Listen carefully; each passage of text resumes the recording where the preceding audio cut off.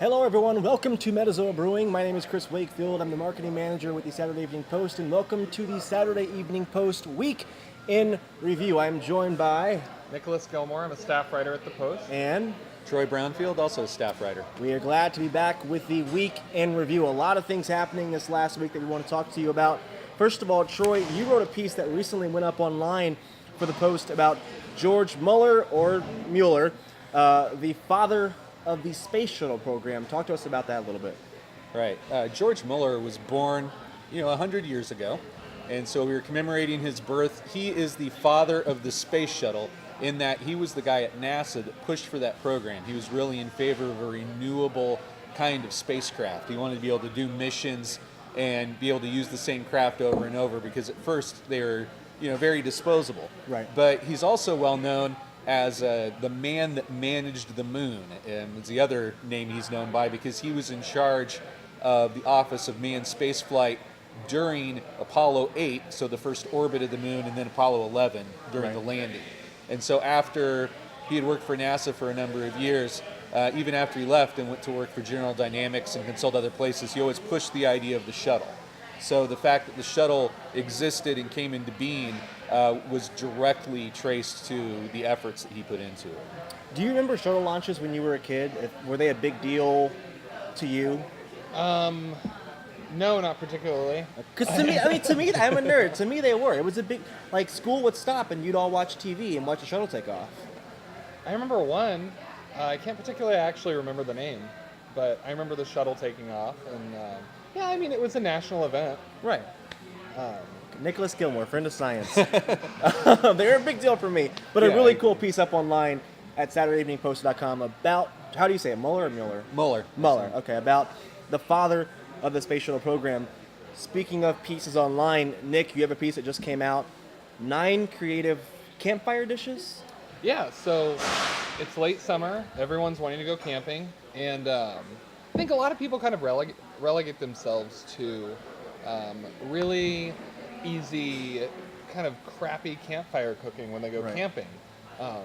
But there is more than hot dogs and s'mores, and you can do it without a camping stove. Cooking in a fire is, not as difficult as it might seem. There's a lot of things, chili, cornbread, chilaquiles, good coffee. There's a lot of great ways that you can cook with a campfire, just with some, iron cookware and a can-do attitude. There's one piece on there that seemed like, was it huevos rancheros with avocado? Chilaquiles. Oh, it looked amazing. Yeah. So if you're going camping, you could try these out. Do you go camping a lot, or? I try to go a couple times every summer. Okay. Yeah. Are you anti-camp stove though, and just open fire, or? No. No, I think a camp stove is fine for folks who don't necessarily want to get into the campfire cooking, but it's not as hard as it may seem. Right. And I hope that some people might be encouraged to go ahead and try cooking with a campfire. I wonder if that is one of the biggest hurdles to people who don't go camping, is the what do we do for food aspect of it. Yeah, and I mean, besides being unhealthy, hot dogs aren't particularly exciting, and there are more desserts than s'mores that you can make at a campsite as well. So, Are you a big camper, Troy? I'm not. My wife is much more in favor of camping than I am. Okay. But So what's stopping you? Why are you not a big camping? Well, part of advocate? it is I never really had a tradition of camping, so it's not something that I grew up with. A lot of people I find that are consistent campers had it in the family as a thing that they did a lot. So I'm also, not going to lie, I'm not a big fan of eating outside. Really? I've never been a, big al fresco diner. So, Okay. I think that might have a little bit of an impact for me. Give the piece a look over. We'll set up a fire in the back parking lot, and we'll pretend camp and try some of these dishes to get you over that hurdle. All right, my wife would probably be happy about that. Something that makes me happy is Batman.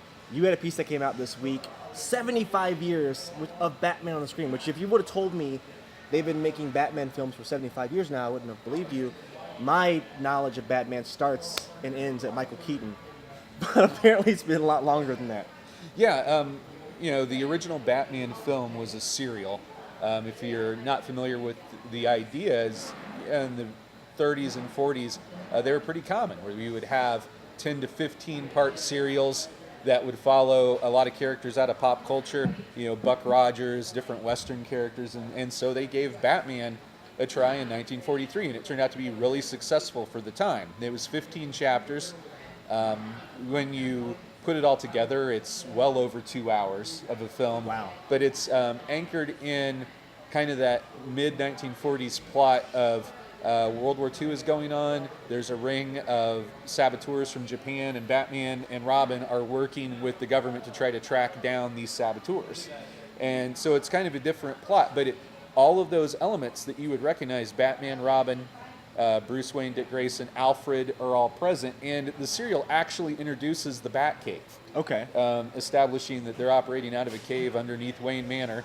And prior to the serial, Alfred was kind of a portly, clean-shaven character, and they changed him in the comics to look like the actor William Austin that plays him in the serial, so that he becomes that thin, mustached version that you kind of recognize from the comics later on. It was really popular. It spawned some other serials with other comic characters that didn't do so well, and so they went back into Batman again. Right. And about 6 years later, and that was called Batman and Robin, and it actually did really well too. Right. So that kind of started cementing this larger thing of Batman moves to TV, Batman goes back to the movies, etc. And he's just been kind of a constant media presence for those 75 years. Do you have a favorite Batman film? It was the 90s, Batman and Robin. Okay, with I've Chris literally never O'Donnell. heard that. Yeah, me either. Chris O'Donnell Uma and Thurman. Uma Thurman, Arnold Arnold Schwarzenegger. Schwarzenegger. Oh my gosh. Okay, Very quotable. we're gonna talk later. That's considered like one of, not to judge you, it's considered one of the worst Batmans. I'm well ever. aware, Chris. Okay, I'm just saying. Have you seen the? Not the worst to me. Have you seen the newer ones? I've seen The Dark Knight and Batman Begins. Okay. Okay. I just prefer Favorite Batman villain? Who's your favorite Batman villain? Poison Ivy. Poison Ivy. Uma Thurman. It's kind of a toss-up. I mean, the Joker is the easy answer, but Ra's al Ghul is great Yes. as written. Terrifying. Yeah. All too powerful. All right, another special anniversary, and I put this in here out of total self-interest. This is totally self-serving. 63 years ago this week, Disneyland opened up, the happiest place on earth, one of my favorite places to visit. Have either of you been to Disneyland? No, I haven't been to Disneyland. Wow. Me neither. Not land. Okay, next topic. It's a cool place. You should go visit. There's a mouse that talks and a bunch of roller coasters. I want to talk real quick about, again, something I didn't know. Intel has been around for 50 years. And when we think of Intel today, we think of modern computer processors and whatnot, but not things 50 years ago. Right. Intel was founded in '68. The name, if you don't know, stands for Integrated Electronics. I didn't know And that. so, that the whole notion, it's been a hugely successful marketing application with an Intel inside. Right. They literally make the, integrated electronics inside machines, computers, other applications. And in the beginning, these guys were chemical engineers and so forth, and they worked together on different projects from different places, and they formed this company with the idea of making these transistors and eventually microchips, smaller and better for all these different applications, and they've continued to do it. They've had some of the most profitable years of the company the last couple of years. Wow. Do you remember your first laptop? I think it was a Compaq Okay. when I was in college. Your first laptop? HP, I think. It's because and then they've Dell. changed so much over the years. I've had a lot of Dells since We then. had IBM when I Wow. was younger. It's again, I like some of the pieces we do online so much because we're looking at anniversaries and dates, and it's hard to, especially nowadays where news moves so fast, it's hard to get a perspective of how long some things have been around and the track records of some things, what it takes to get to where we are today. The 60s and the late 60s were a pretty innovative time for a lot of those computer innovations Yeah. too. San Francisco and Right. Yeah, Intel was one of those. They were founded in Mountain View, California, and today they're in Santa Clara. And they've got a huge campus. There's a museum. Wow. So that they've really done a lot to kind of perpetuate that culture you're talking about. Let's go to my favorite segment. Don't at me. These are topics that we find that just irk us just a little bit. I will start with Troy. What's your don't at me about this week? What's under your skin? Okay, Comic-Con International started in San Diego. This is the big, today. massive... Yeah, 150,000 people through the door per day usually. And it has become, kind of more and more Hollywoodified. Not that, any of us have a problem with, comic-based movies. Yeah. But it really misses the comic aspect. And I think that that's a danger that some of these big cons have gotten into, is that they forget that there are creators, local creators, people doing the writing, the art, letter, color, that get overlooked when everybody's excited about movie. They forget there's actual people whose livelihood depends on the publication side of the business. And I would just like people to pay more attention to those people. Right. Because they're out there, they're at tables, they're signing stuff, they're trying hard. You don't have those movies if those comics don't happen first. Right. So. You ever been to a Comic-Con in San Diego? Yes. Is it really hard? I heard it's really hard to get into certain presentations and panels and... Yeah, it's mammoth. It takes forever to get across the floor, even if you're not looking at stuff, even if you're just walking.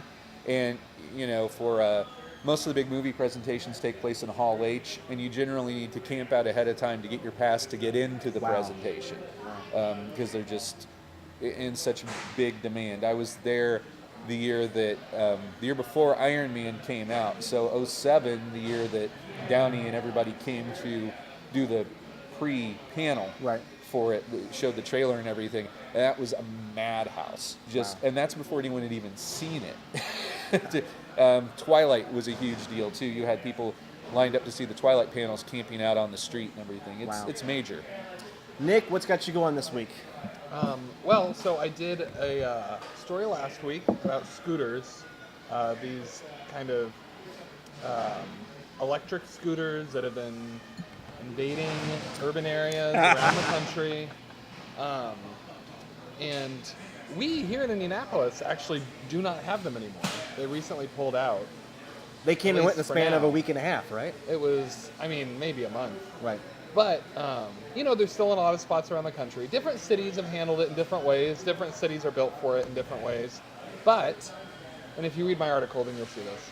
I'm of the opinion that, I think that the launch was not gone about in the right way. I think that there wasn't the planning and the, work that should have gone into launching something like that, and talking to cities, seeing what their needs are, just looking at the need as far as public transportation in general goes, the needs of older people, the needs of disabled people, so just really weren't considered in this launch of this massive... You're not anti-scooter, you just want more of a structure and a framework around it. I'm not anti-scooter. Okay. I'm actually upset that I never got to ride one when they were here. I didn't Our goal hop on the opportunity. this year is to get Nicholas on a scooter before the year is over. I want to ride one. All right. I'm not Screaming opposed his to head that. off. We'll get him a helmet. All right, that's Don't At Me. Real quick, we want to tell you again, you can subscribe. We are still in business, Planet Money. You can subscribe to the Saturday Evening Post. SaturdayEveningPost.com/subscribe. A 1-year subscription is only $15. You get 6 new issues every single year. SaturdayEveningPost.com/subscribe. Only $15 for a 1-year subscription. Also, all the pieces we talked about today are on our website, SaturdayEveningPost.com. You can find us on Instagram, Twitter, and Facebook at Saturday Evening Post or at SatEvePost on Instagram. We are all over social media.